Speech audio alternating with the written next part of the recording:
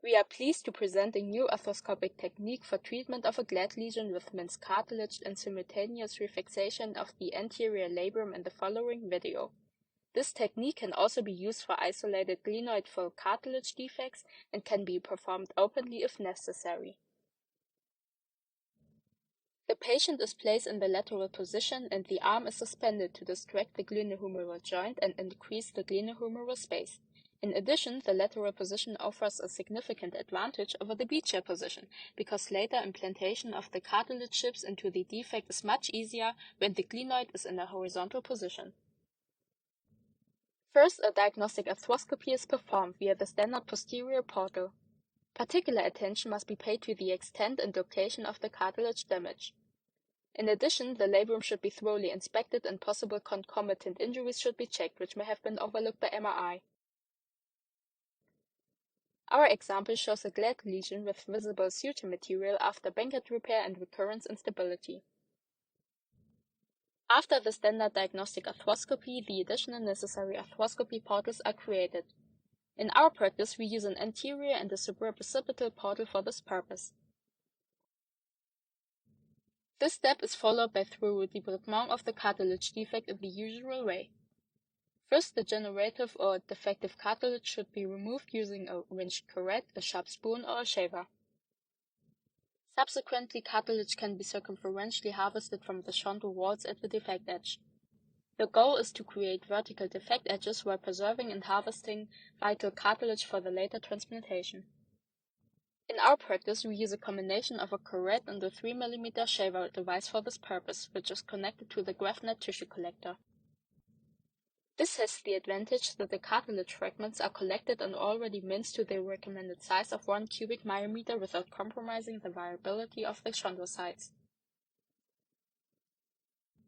The collected cartilage is then transferred to a small metal tub.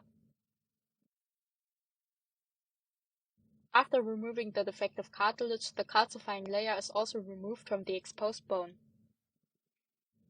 The subsequent steps depend on the location of the glenoid cartilage defect. If a simultaneous Bankert repair is necessary, the next step is to mobilize the labrum, for example using a Bankert knife as in our example. Then the suture anchors are placed. The aim of positioning the anchors is to achieve adequate stabilization, reduce the size of the cartilage defect and use the labrum to form a stable border for the later implantation of the minced cartilage. The minced cartilage chips are then mixed with ACP in a ratio of 3:1, which was previously prepared from patient blood using the Artrex ACP double syringe system according to the manufacturer's instructions.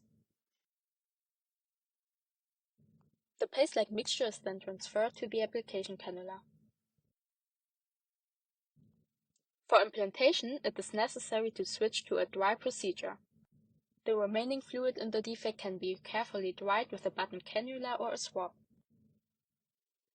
The application cannula is then inserted via a portal, and the defect should be filled evenly to 80 to 90% with a SHIP PRP paste. The initial stability will be provided by the SHIP paste consistency. Fine distribution can be done after complete application of the mixture with the back of the cannula or probe. Afterwards, the mixture is covered drop by drop with the at the back table prepared thrombin solution. The thrombin reacts with the fibrinogen contained in the SHIP ACP paste to form fibrin, which fixes the cartilage chips in the defect. The lesion can then be sealed with an additional layer of fibrin, which was also prepared at the back table and is quickly dripped onto the inserted SHIP PRP paste.